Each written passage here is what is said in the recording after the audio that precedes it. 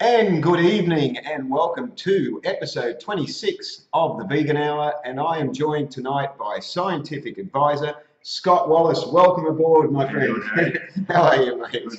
This is Tuesday, July the 25th, and the Vegan Hour, in case you're not aware, is sponsored in the background there by Vegan Frothers and Burley Town Storage. And tonight, I'm just going to, whilst you guys are coming online, I'm going to go through the events that are coming up this weekend. So let's, okay, people are starting to wake up. That's good. Let's have a look what's coming up. This Friday night in Brisbane at 6:30 p.m. at the Albion Peace Centre is the Vegetarian and Vegan Society of Queensland Vegan Food Tips and Tasting. That's a mouthful, but I'll provide a link to that later. That's only $10 for that, so you want to get along to that. That's actually food tasting, there's food preparation, food tips, anything to do with food. So get along to that this Friday. This Saturday, Love Child Vegan Markets. Have you been to Love Child Vegan Markets? No, I missed out on them. So well, if you're free this Saturday, they're on at 10 a.m. at Mermaid here, just up the road here at Love Child Place. And definitely recommend you get in there early because the food is very, very popular and there tends to be long lines. So get in there early for that one. And we're going to have great weekend weather for it. And Sunday, only a couple of more events to go through. Sunday, we've got the Animal Liberation Queensland Vegan Bake Sale at 10 a.m. at the Green Edge in Brisbane. So go along and support Animal Liberation Queensland.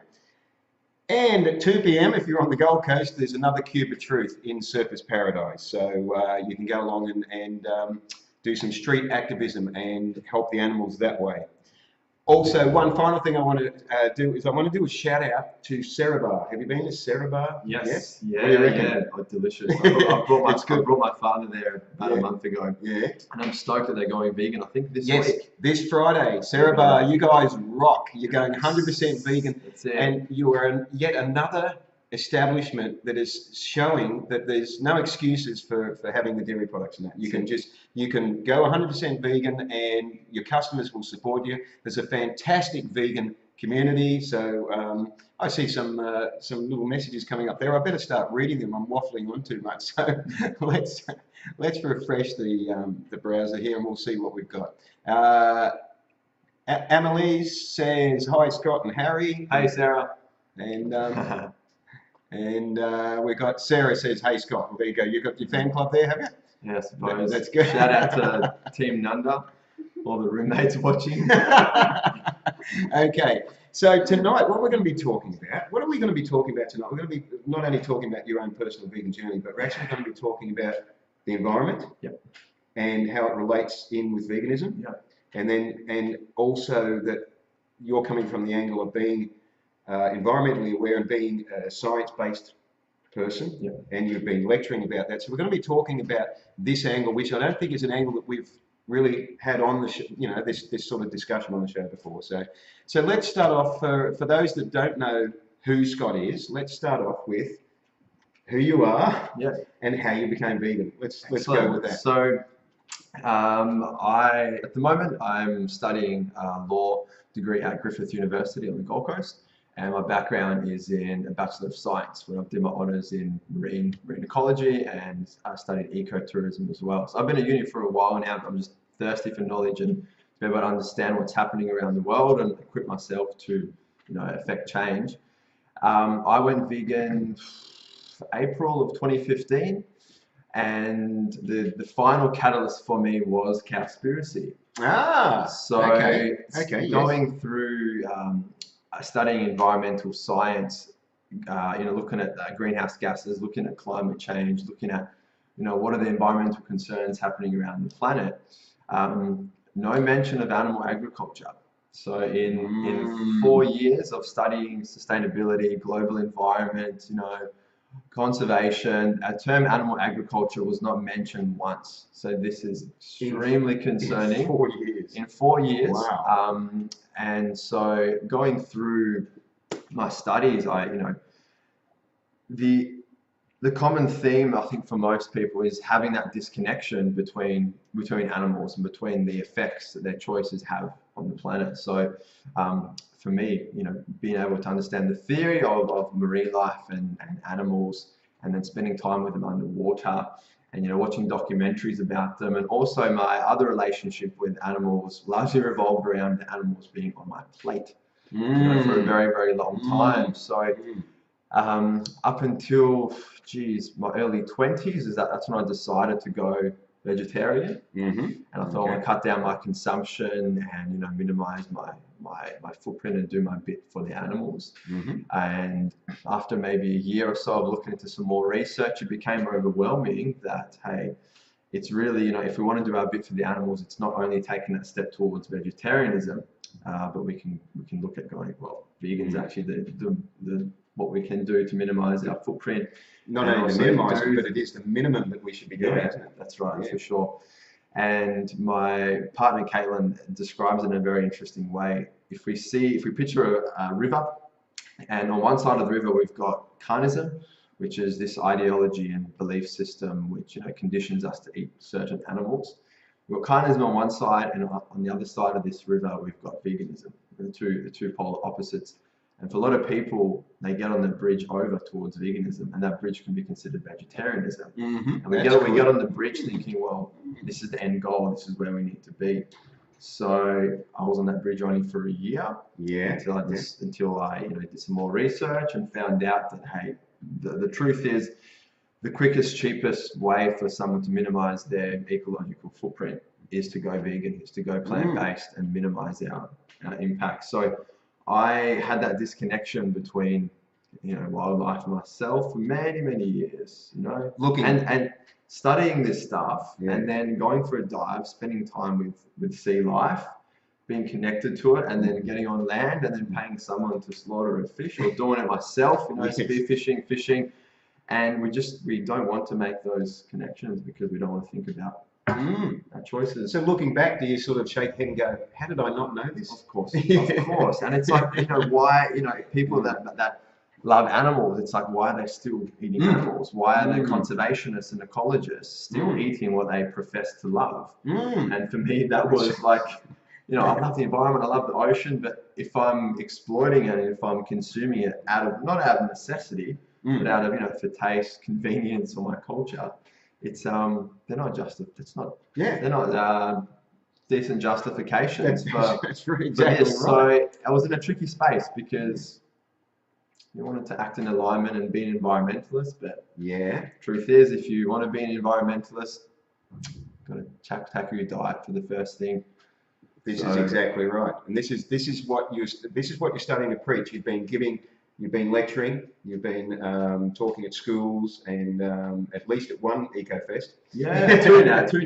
Excellent. I want to ask you a bit about that. Firstly, I just want to say a big thank you to everyone that is watching from South Africa, because we've had a few comments come in there. They're quite a popular South African audience. Hey, Maggie, Colin. And also everyone else that said hello and even sent little kisses. That's wonderful. And Annalise says that Cowspiracy was also her inspiration to go vegan. Definitely. I cried myself to sleep after watching Cowspiracy because it became overwhelming that all my efforts for years and years and years really weren't effective as I thought they were.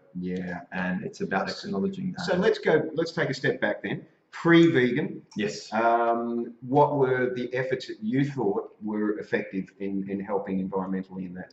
Okay, having shorter showers for starters. I wondered if you would go there.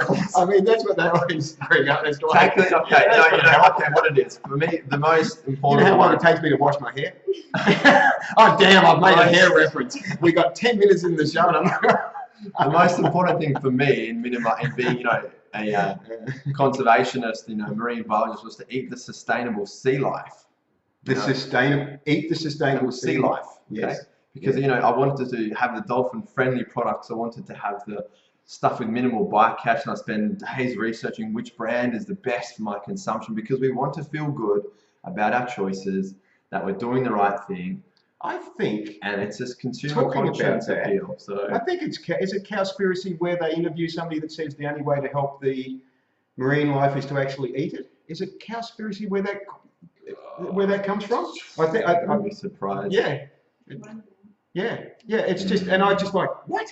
So, how do you help the reduction of fish by eating them? That reduces them more. That's the most practical thing I should have been told during my studies. If you care about the ocean, stop eating them alive. Yes. And the crazy thing is, so globally, the fish stocks around the world, they are absolutely depleted. So over 75% of our ocean's fisheries are either fully exploited, overexploited, or depleted. That's concerning. Now, yes, there's some dodgy fishing technologies, and yes, we've got some unregulated areas, but ultimately what's causing and driving the destruction is our demand. It's supply and demand. We're paying for products, which and so I didn't want to be a part of that big system, so I ate my sustainable seafood. As Brady says, it's all marketing by the industry. And of course it is, isn't it? Because they've got a product to sell, so they're going to make their product seem like it's environmentally okay and it's healthy for you and all the rest of the rubbish. And it's the same with any of the other animal industries. It's the same thing, you know. It's about keeping people comfortable with their exploitation and consumption and not pushing them to challenge that, which is what we need.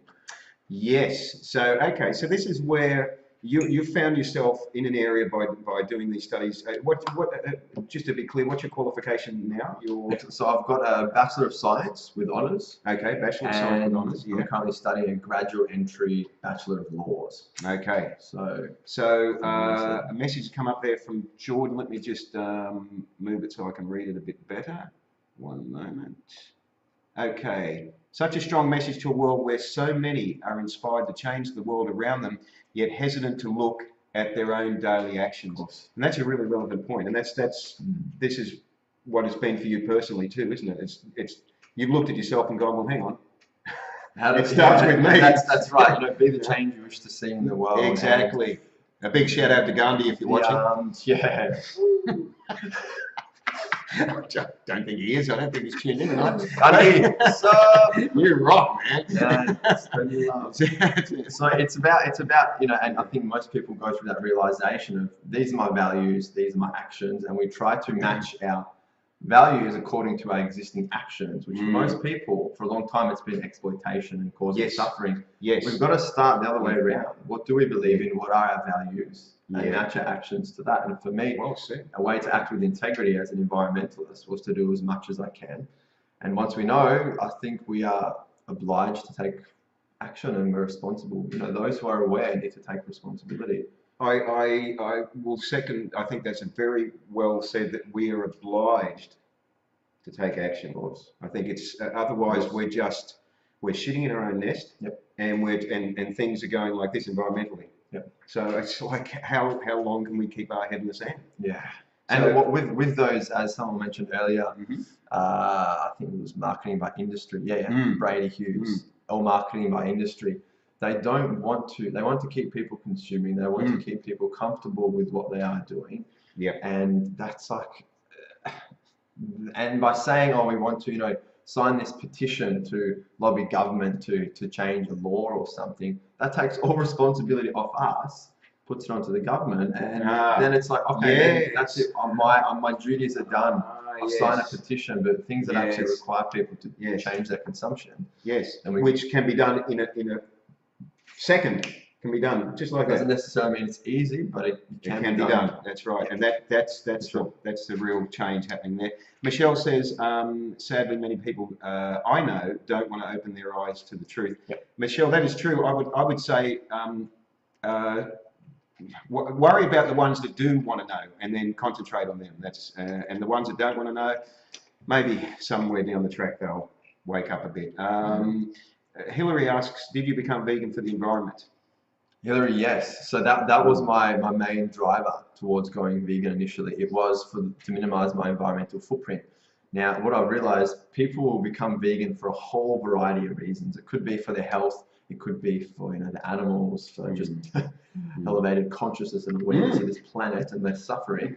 Or for me, it was the environment. But what I realized, once we get to that state of living and following the vegan philosophy, which the diet is a component of that, then we realize we're actually having a positive, beneficial effect on our health, for the animals, for all these other issues. So whatever the main driver is for people, they can be selfish. If it's just, I just want to go vegan for my health, that's fine. Use that to get there. And there's a plethora of benefits once you go vegan. So second you don't even need to care about them. Plethora. But that's right. There's so many side effects that are positive. Yeah. Michelle, and good evening, Michelle. Thank you for watching. She says, thank God for people like you guys and people with hair. No, she didn't say that. And all the vegans, all the vegans out there. You should have heard the conversation we had before we started recording about his hair. It went on for hours. And all the vegans out there who care. Thank you, Michelle. Just before I forget, obviously people have a whole variety of catalysts and things that will get them through, the transition to veganism. Yep. But we've got to understand that when we share information with people, when we give them the facts, that generally won't suffice. That's not enough to convince people to take action. Okay. So I did a course which was run by Monash University. For anyone who's interested, it's called the Green Steps program, and Green Steps is all about creating sustainability change agents, and they run you through the full process from awareness and becoming aware and having knowledge of the issue to actually affecting behavioural change and tackling social change. So there's all these little links between that, and just facts is the sort of start. Awareness is the start. Yes. You've got to find out what's going to drive someone to make that decision, whether it's financial, whether it's health, whether it's environmental. This is quite. I find this quite interesting. Yeah. Did they actually sort of go into detail of how you would affect that change then with the person? Yeah. So in terms of understanding psychology, in terms of like tackling the corporate sector, how do we get into businesses and say, we want to put in a program for minimizing electricity or water usage and auditing a company or a corporation and saying this is how we can change things, and using them to sort of push it and direct the motivation to do that. So, see, that must be more difficult to try and change a corporation because you're dealing with an entity that's sort of, it's not personal. No. Yeah. Although corporations are considered legal persons, they have more rights than us as humans and citizens of every nation. That's interesting. And we've created this right for them. That's interesting. And behind a corporation, I mean, it is a group of people. So you're still reaching someone, aren't you? Yeah. But they're probably bound by certain laws that they're working within, or certain restrictions within the corporation or something as to what they can do and can't do. Sure. So I should imagine when you're trying to reach somebody, when you're giving them information on a personal level, it must be a lot easier to reach somebody in the street or something, and convince them to make the change. Yeah. But what you've said there is the person has to actually make the change themselves. It has to come from you can't force it upon them. That's right. Yeah. And the most powerful decision we make is the decision we make. That we choose this is what I'm going to do, not feel like it's been imposed or it's pressured on us. So how do you get from the facts and saying, okay, this is the way it is, things are pretty bad, they're going to affect your health, they're affecting the animals, affecting the environment. I've shown it all to you now. What are you going to do? How do you get from that to the person going, okay, I'm going to do something better? That's those links in that chain. So it may be identifying the drivers, what's going to motivate someone to make those changes, and that comes down to understanding them, their story, who they are, what they're interested in, to tailor your approach for them. Yeah. But every documentary, every bit of information we share with people is invaluable, because it's all going to contribute to this broader picture and sharing, just building up a case for them. But that it varies for everyone. How do you, in an ideal world, as James Aspey says, in the ideal world, I just say this is the issue, this is what we can do about it. Cool, and then people make the change. But it doesn't happen like that. So, no, but see, it's people like yourself that are actually going out there with different angles, like you're going out there with the environmental angle and making people aware from that angle, so that if they're not interested in say animal rights, maybe they might be more interested in what's happening to the world around them, because there are people who fit in that category. Definitely. There's Jordan makes a good comment there. The corporations are powered by consumers, of course. So if you hit them at that level, where's the responsibility? That's right. It's on us. Yes. Yeah, exactly right. And Hillary asked a quick question there. What was my trigger or reason to become vegan? And for me, it was health. So, and that was a long time ago, and all my hair fell out after that. No, it's not true. We can't go stop doing that. I'm secretly jealous of this guy's hair. I mean, how can you not be? I mean, his hair entered the room 2 minutes before he did. It's amazing. It's got its own postcode. I mean, it's incredible. Anyway, I mean, it's enough of that. So, okay.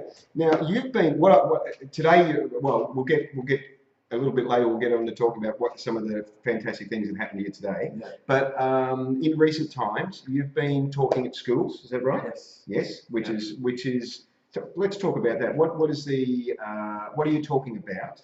And what is the, how does it work when you're talking to schools? Sure. So I think it's quite a privilege to be able to engage with any group of people and, be able to share my understanding and knowledge with people and, help them and empower them and inspire them to make changes and help them be informed. So the first presentation I did was a few years ago to Victoria Point Senior High School, State High School, SHS, whatever it is. Okay. And that was State High School, yeah. That opportunity came around because that school came to where I'm employed up at North Stradbroke Island. So I work for University of Queensland at the research station over at Stradbroke as a science camp educator and a tutor. Okay. And so one of the groups we had was their teacher was interested in what I do outside of work and some of the volunteering. He said, come to the school and chat to us about what you do. Okay. And so that was back in 2015.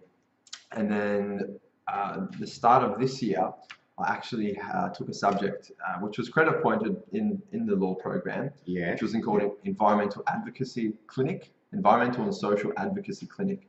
So what this was, it gave people an opportunity to actually do some advocacy and create some content and lobby politicians or contribute to research on an issue that's of concern to us. So naturally, veganism, animal agriculture, you can always tailor what your interests are or any assessment at uni as much as you can towards veganism, animal rights, anything like that. Good. Yeah. And so that program, I needed to get in touch with high schools because I wanted to contribute to community knowledge as my criteria.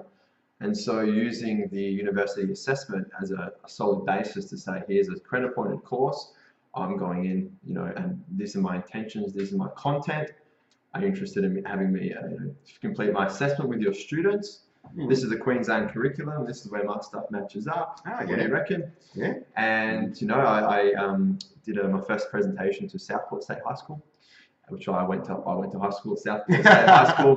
Funny and then I presented to two other groups up at Stradbroke, which was Australian Islamic College, which was awesome. Such a receptive group of students. And then another university group. So that was the bare minimum for my assessment. And some of the content I run them through is, firstly highlighting the environmental effects of the animal agriculture industry and saying what are some of the solutions. And what people are surprised to hear is that the United Nations has advocated for a global urgent shift towards a plant-based diet. Go read the report, it's there. So this is... But that was last year, wasn't it, I think? Very recently, yeah. And so Yeah. that's, this is such a huge institution saying this is what we need to do to address this issue. We don't hear about this, the governments don't pass this information on to us at all. No. And so hopefully, I can go in and inspire these young change agents with some of the facts and then bring in veganism, talk about the philosophy, talk about carnism as to this is the struggles we're going to face making these shifts in our consumption because there's institutionalized carnism. We've got everything operating against us to keep us disconnected. As long as we're disconnected, we're going to be paying people to slaughter animals that we would otherwise be hugging. I like that. So that's got to be the quote. Disconnection. Paying people that's it. to slaughter animals that we would otherwise be hugging. Of course. I like it. And so if we're not disconnected, we're acting in alignment, but as long as we're disconnected. And I mean, it's fairly common knowledge that, to go back a step there, you were saying, that the governments are not going to sort of promote this information. No. Right? And of course, the reason is pretty obvious. The vested interests. Of course. And if we were talking about this before we started the show tonight, if you want to talk about vested interests, watch the health. That was a double watch. watch the health. Big comment came in there. Hard job. And hang on, let's just go. Mitchell says, "Can I get a link? I'd love the read." For Mitchell, was this for the UN paper?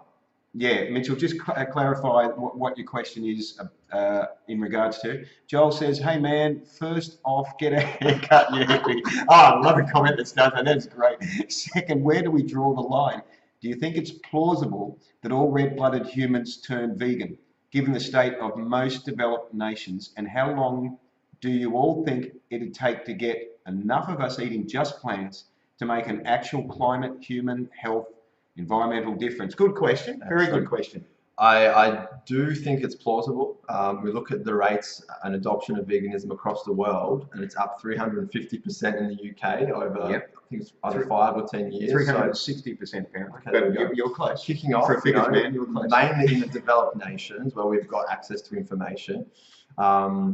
And how long do you think it would take? Well, if every vegan got convinced one other person a year to go vegan, within, I think it's 15 years or less than 20 years, we could theoretically have everyone vegan in this world. So that's less than a couple of decades now. I'll just throw in a couple of other statistics, Joel, just in relation to your question, because every year for the last 10 years in the US, meat consumption has decreased. Okay. So, and it's dairy, non-dairy milks are up, I can't remember the percentage, but they're up a huge amount in the US, I'm not sure about Australia, but also in the UK. So the animal industries are actually in decline. And the evidence we've got of that is you'll see now these pseudo advertisements where they come on to Good Morning Australia or something like that and tell you how wonderful milk is for you or something like that. So one of those. I agree. Industry is threatened, and this is why they are pushing so hard. Yes. And I think we can actually make an actual, really tackle climate change and these issues quite quickly by adopting a plant-based diet, because once the consumption drops, there's less land cleared, there's less, water pollution, water use, greenhouse gas emissions. And to go back to what Jordan said, corporations are powered by consumers, right? Once the animal need or use, there we go. That's the link. There's a link. Once it decreases, corporations go, well, if we're talking business corporations, they suddenly go, oh, geez, we need to still make money. We've got to figure out a way, and that has happened, hasn't it? With one of the dairy corporations in US, and they're literally too threatened by non-dairy products, and they diversified their product supply and went into plant-based. If they can stick to their economics, I'm not concerned about people making money. When it's at the expense of the environment and they're paying people to slaughter animals, no justification there. Make your money in different ways. Exactly. That's it. And just going back to Joel's, plausible that all red-blooded humans turn vegan. Well, I think it's important that we apply the doctrine of necessity here. So if we look at, say, the Inuits, for example, and people that are nomadic, they don't have a choice. Yes. So it's like, okay, it's morally excusable. Their only choice is to consume animal products and hunt, and literally live off the land. For the rest of us, when we've got supermarkets down the road, we've got choice with so many vegan foods nowadays. And of course, and I'm not sure about you, Harry, but I didn't stop eating animals because they didn't taste good. Animal flesh tasted good, but now with that perspective shift, I still want to have that taste without the suffering involved. So we can substitute all of our non-vegan products with vegan substitutes. Yeah. But it's hard. Culture, Joel, is the most challenging thing we need to tackle. Yes. Transformation of culture. But to go back to what you were saying earlier in relation to this, we make the change ourselves. Yeah. And then we just radiate out from there. So all I think, Joel, all we need to worry about is just saying, okay, we're going to start with ourselves, and we're going to set the example, and we're just going to allow other people to sort of catch on from there. Of course, and which is what you're doing. You're the example. You're going to schools. You're talking to the students, and you're radiating it out to them, which is fantastic. And they've been super receptive. So the younger generation, that's where we're seeing the adoption of veganism at its highest. It's the younger crowd. They're switched on. They've got information. Very inspiring. And they've had less decades of conditioning than someone your age. Obviously, you've gone vegan decades ago now, but our parents, the older generation, have been exposed to the same marketing, conditioning, ideology for their whole life. So that shift is so much harder to make. It is, isn't it? That's why we've got to get in there early. Although to the credit of my parents, went vegetarian in their late 70s last year. Oh, wow. And I'm trying to get them to go vegan. So it is possible. Mum and Dad, if any of you guys are watching this, please go vegan. I just want to interrupt you there because Michael has shared the link to the UN saying in 2010 they urged a global shift to veganism. So thank you very much, Michael, for putting that link up before it disappears. Mitchell says, please never cut your hair, my man. Live, love, and share your experiences. We need rapid change so much, and that's true. We do. Linda says, I've come in late, but we'll watch from the beginning. Good info, thank you. And remember, Linda and anyone else, that all the Vegan Hour episodes are on my YouTube channel, and you can watch them at any time later on. You won't get the links, but you'll get the whole show. And Annalise says we didn't have social media. Well, that's true. Now, social media is a great driver of change because it's getting away from the vested interests, isn't it? It's actually, here's the facts. We'll share it. Yeah, exactly. We'll share this information, and it doesn't matter who we upset because this is what the world needs to hear. Yep. So I want to go back to you talking in the school. So you started at the Southport High School. Yes, and that was what, 2 years ago? So that talk on animal ag and veganism was actually, maybe 3-4 months ago. Not even. Okay. So that was the first okay. high school presentation on animal ag, and then there was 2 other schools that I did for my assessment, and then today was another high school which was separate to assessment. So there's the schools are interested in exploring extracurricular stuff, and the information is relevant for them, and it's interesting for the students, and I get to challenge them a lot and shake up their belief systems. And I tell them at the start, it's good. What we're about to discuss may challenge the way you see the world, and that's okay. Excellent. Excellent. We've been in the same position you guys have been, and it's all right. Just think about these things, question everything.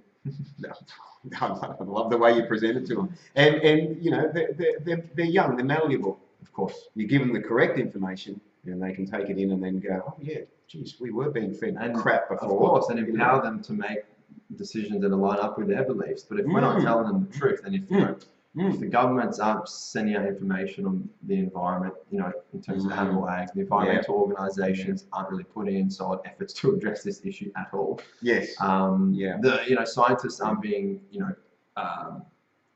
trained up and qualified with this information, then how do we expect the general public to know? And this is why it's actually an institutionalized suppression of information. It's not just it's we don't know about it. I'm sure it's there. It's purposely being suppressed. Yeah. Because it threatens the economy, it threatens our culture, and it does. It's going to shake things up. It's like, and it already is, but bring it. It's sort of like going to a doctor who's a meat eater and asking him for health advice. It's like, what sort of advice are you going to get from this guy?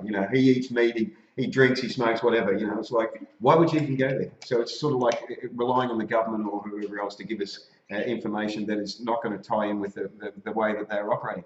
Pratul says, like slavery needed to be ended, and it happened much sooner than slave keepers ever visualized, so will end the cruelty and unnecessary pain to innocent living creatures. The momentum of human movements are very difficult to predict, as can be seen every day in market moves. That's a very well written comment, Pratul. Very well written, and interesting that what you say there. The momentum of human movements are difficult to predict. That's actually correct, because history has shown that groups of people can change direction rapidly and unpredictably, depending on the experience or the circumstance they find themselves in. I can't think of anything to expand on that. Any examples of that at the moment. But that, yes. So, and what we are seeing in the last few years is this expansion of awareness through social media and through people now starting to go direct to the sources of information. Yeah, but also people like yourself going direct to the students, Oh, yeah. and people doing the street activism and that sort of thing, and bringing that truth now to another level. It's like, okay, we're not just putting it there on Facebook, we're actually coming to you. Next we'll be knocking on people's doors and going into their, Why not? going into their house. Care about the environment, care about animals, right? Yeah, there you go. Let me sit down and no, I'm not a Jehovah's Witness. Let me sit down and talk to you about that. Oh, whoops, sorry, maybe I shouldn't have gone there. Anyway, well, when they go vegan, I'll be happy. Yes. Anyway, so okay, you're finding the students are receptive. Extremely Receptive. Extremely receptive. I love it. What about the teachers?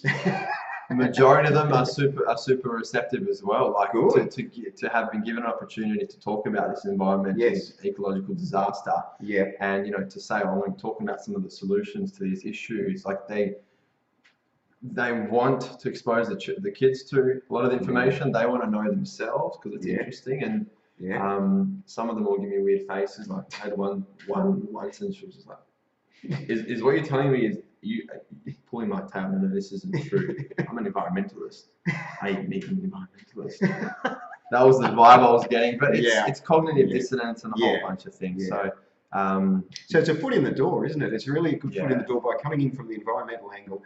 It's not like a personal... I don't only address the environmental issues with the presentation. So I'll talk about,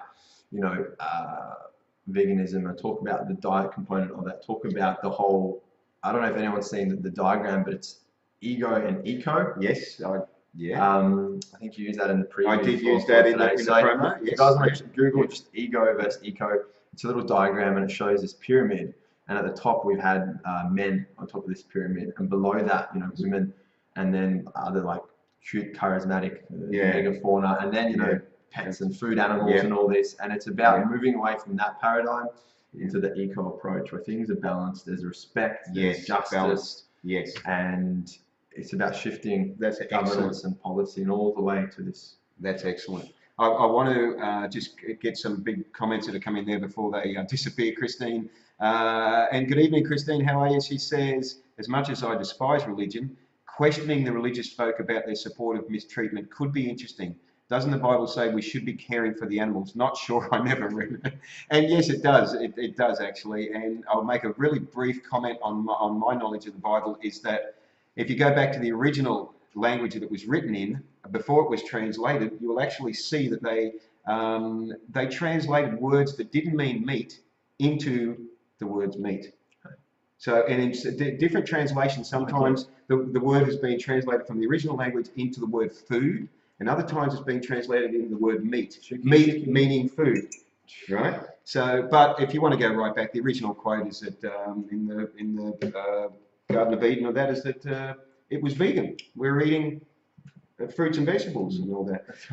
And I've talked about this a few weeks ago when it came up. We were talking about the Bible. There's much more to it, but if you guys just basically, if you Google,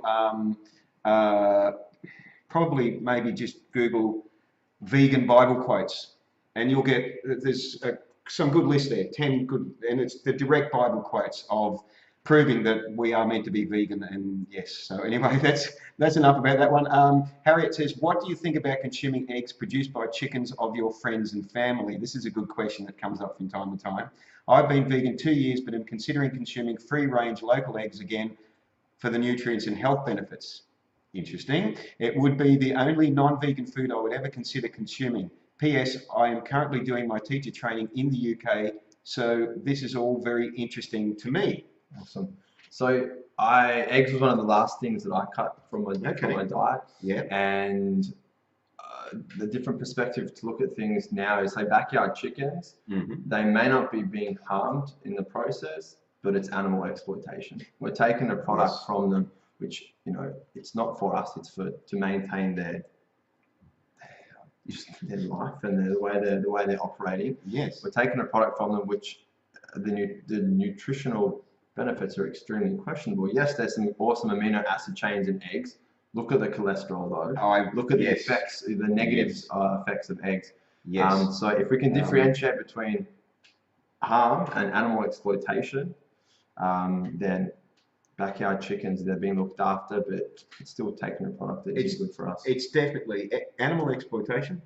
it's also it's not just questionable the health. There's enough negatives, a long shot of negatives aside from cholesterol. I suggest if anyone wants to go on YouTube and look up Mick the Vegan, we were talking about him before the show, and maybe look for his video about egg consumption, because that was a question that came up, I think, on one of his episodes, and he talks about that, backyard chickens and that. But it's and we know what eggs actually are. Eggs is just a term for menstruation of a chicken. Yes, it's like honey is another term for bee vomit. Harriet, take the egg, put it in the toilet. Like, take the clean chicken egg, put it in the toilet. Do your pee in your toilet. Do a poop in the toilet. I'm not sure where this is going. Swirl it around in the toilet and take the egg out and see if you still want to eat it, because that's what happens. This is where the egg comes from. The chicken is reproducing through the cloaca. It's crapping out of the cloaca. That's a word I can't say. It's urinating through the cloaca. How many times can he say that word in 1 minute? Like, why are we eating this? We don't need to eat this. It's so odd. That's just... Why aren't we drinking dog's milk? Why aren't we drinking camel milk or whale milk? Or cow's milk?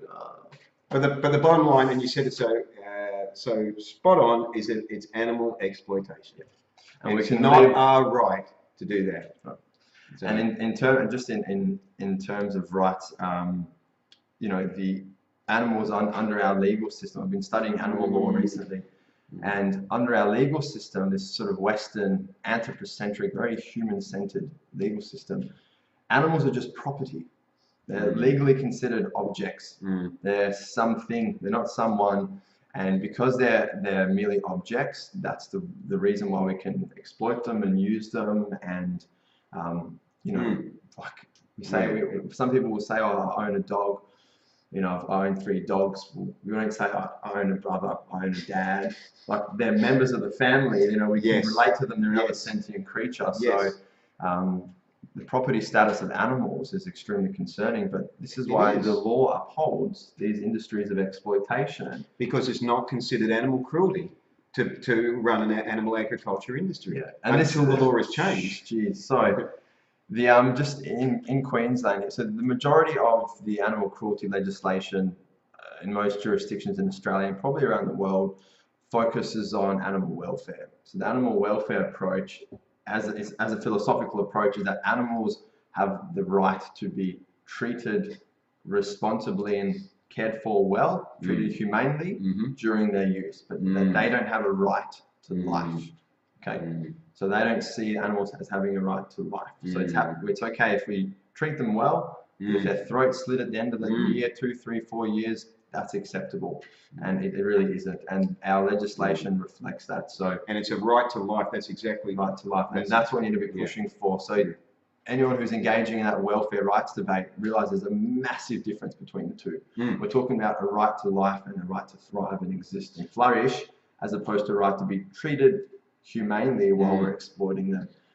And also ask yourself, would you want it done to you? If you were a mother, would you want your babies taken away?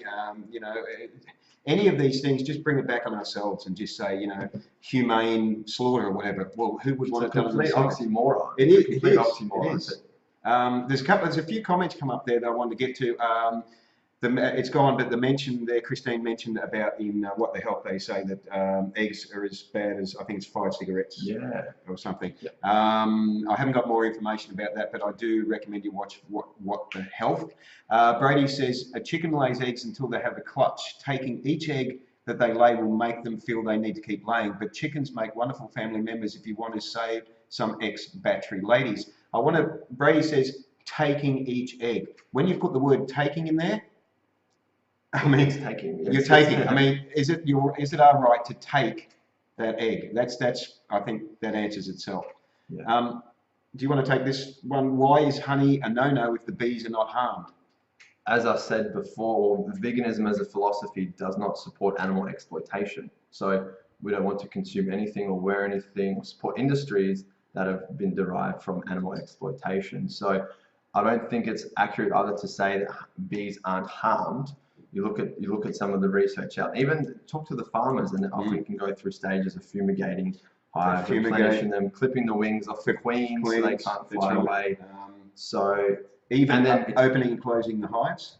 Actually, there's bound to be some influence with their natural it cycles. affects it kills some of the bees. It also takes a ridiculously long time for them to produce a small amount of honey. And then some of the beekeepers replace it with a sugar water type thing or something, and it's like, again, it's bee vomit. Yeah, and it may have some benefits for medicinal purposes. Yes, but it doesn't have But it any doesn't make it benefit. acceptable Doesn't to have any exploit benefit them. for the bee. Of course not. It's exploitation. It's wrong. This is where the thinking has to shift, doesn't it? Because there's still. I'm not having a go against anyone's questions here because they're fantastic questions. But we need to shift the thinking away from trying to find ways of still being able to use animals. We don't need to. This is the thing. It's like no. It's like we're trying to find ways to still have slavery or something of humans. It's like no. It's wrong. We want when it came to human slavery, as someone mentioned earlier. Yeah. We decided to abolish human slavery because we knew this shit was wrong. Morally unacceptable. So when it comes to animals' rights and exploitations, we're not going to regulate animal exploitation. Monday to Thursday is right, and Thursday to Sunday no exploitation. We need to abolish the property status of animals, which is going to be extremely challenging, but it starts with us not considering them as property. Yes. And getting back to the animal laws in Queensland, the Animal Care and Protection Act is the main bit of law in our state, and the object, so the main purpose of this bit of legislation is to promote the responsible care and use of animals. So the objective of the law is to promote the use of animals. Now that law operates under the welfare philosophy, so we can use them, we can exploit animals as long as they're treated humanely.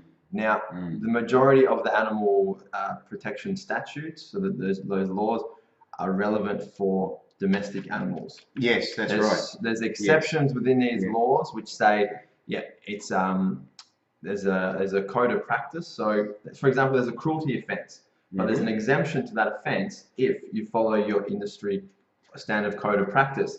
This is how the animal agriculture sector gets away with their harm. Yes. Because there's a code of practice which says you can do A, B, C, D, E, F, and G, which is cut their livestock's tail off, trim their teeth, castrate them, do all these things, which would be illegal if applied in a domestic context with domesticated animals. However, because they're following their code of practice, they're exempt from all the animal cruelty provisions in our laws, and this is why it's legal in one sense and it's illegal in the other, and it's just arbitrary, but the law keeps these things going. So, and there are people working on the law, like you've got the Animal Justice Party, working to make change from that, direction. So so there are people working to try and change the law so that this is super hard, man. Like we're talking about shifting entire global governance and the way things operate.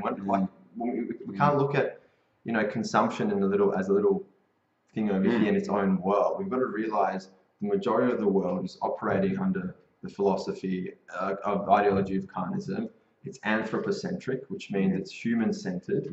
And our laws and all these industries have favored human interests over the interests of non-humans. Okay, and the law is just one example of how we're what's the word? Propagating that, maybe. Propagating that, that's right. So we need to challenge. So the change still has to come back from here, doesn't it? Because there has to be a change in the way that we regard other beings other than ourselves. Of course. Yeah. I want to get some comments there, Scott, because Linda says, for every female chicken born, there is an unwanted male chick who is killed, ground up alive or suffocated. That's another reason not to support the egg industry. And not only is that another reason, but that also applies to backyard chickens, because it still ties in. They don't escape that. I mean, they're not. Okay, I'm not sure if I can get the reasoning right, but they're a product of the industry in some regard. So it still ties in. Alex says, what does the law say about killing animals humanely when talking between cows and pigs? Let's address this. Are you allowed to do it legally to all animals? Good question, Alex. Humanely. So the domestic animals, there's a high level of protection for domestic animals in terms of a duty of of care towards domestic animals. Yes. And that you need to do as much as you can to not inflict, suffering and harm, make sure they're accommodated well. And the law is extremely firm on animal cruelty for domestic animals. So it's a very high standard for domestic animals. I don't think like you can just go humanely. I don't know if you can just legally kill a dog you own. No. Just for the No. You'd be up for animal cruelty charges. Yeah. So that's legally due to all animals. One of the exceptions is invasive species. So, for example, the cane toad. You can legally go and kill cane toads in Queensland as long as it's done. Yes. As they say, there's like a reasonable amount of. It's something. It's something like just. It's petty saying. But then again, that's one of the vegan dilemmas I've faced as an ecologist: is how do we deal with invasive species? Yes. Because two ways to look at it. Ecologically speaking, these invasive species are messing up the environment. My vegan side goes, hey, this animal has a right to life. They should be respected. So I think that there may need to be, ways of bringing down their populations of these invasive species. Doesn't mean I'm going to do it. Maybe other people that want to do that, but striking that balance is hard. It's actually a dilemma, that one. I don't have an answer to what. And you're not sure. You're still not sure. Well, like look at cane toads. Good luck controlling that population. And maybe wild foxes might be another one. Bring down their numbers to maintain ecological integrity. But that's killing animals, and that's right. Vegans need to do it. It can be. They talk about. Where you are on Stradbroke, they have a dingo problem there, or not on Straddy. I think that's Fraser Island. Fraser Island's got and that's another thing where they've talked about controlling that. And then you've got the kangaroos as well as another thing where they talk about culling. They don't use the word killing because that'd be too obvious. So it's culling. That's right. But that is a dilemma, that one, because we need to respect, as we're saying, the rights of all life to live.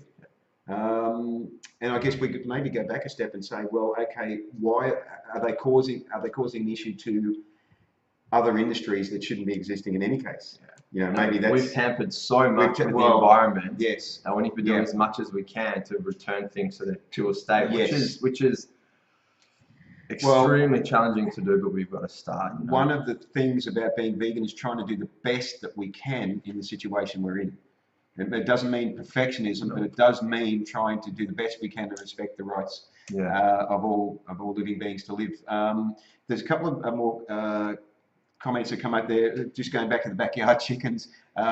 Tracy asked, what if you have your own backyard chickens and only eat what they don't sit on?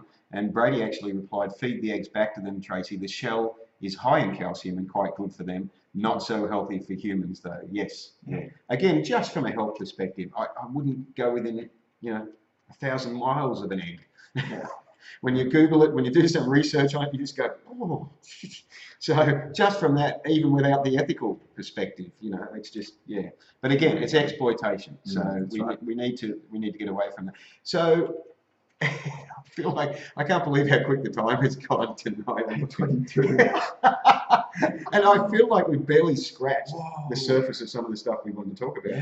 You had a very interesting meeting today. This morning. Yes. Which was excellent. So I managed to get connected and introduced to a fellow called Martin Taylor, who is the Protected Areas and Conservation Science Manager of WWF in Brisbane. And he's his World Wildlife Fund. Trying to get that one right, World Wildlife Fund.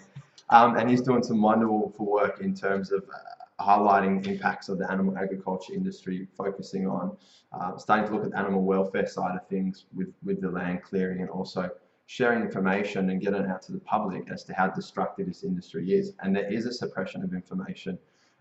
One of the challenges that environmental organisations do face, not just WWF, Greenpeace, all of these, and I've spoken to the CEO of Greenpeace Asia Pacific twice now, and also the CEO of Australian Conservation Foundation, and if the true state is the animal agriculture industry is the single most destructive industry on our planet.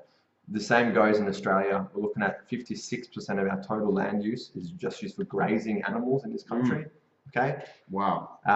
They are reluctant to give the facts to people Yes. because eventually it comes down to, hey, we need to actually tackle our own consumption and not just make the government try to change laws and policies. So they're trying to operate to like a shotgun approach to get the most people on board with an environmental issue.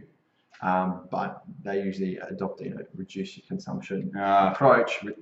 But we need to really be acting with integrity and tell people this is the true state of things, empower them to make a decision. Everyone's going to have their space along the spectrum. So some are going to be very minimalistic and incrementalist in their approach, and they don't want to shake things up too much. And other people are just going to go for it and be blunt, brutal, and honest with people. So the question is, why don't they want to shake things up? Is that because they're a corporation that doesn't want to be affected? They don't want their supply of money coming in affected. You can look at it in that way. So my personal understanding is that they are dependent on the membership base for funding and for support. And if they were to turn around and tell people, hey, go vegan if you want to be an environmentalist, I think they'd initially lose a lot of support, but they would gain integrity with their message. And I love that you're using the word integrity, because it's about acting in alignment, telling people this is the way things are. But they're in a sticky situation. They need funding coming through, and they need to just be make things palatable for people.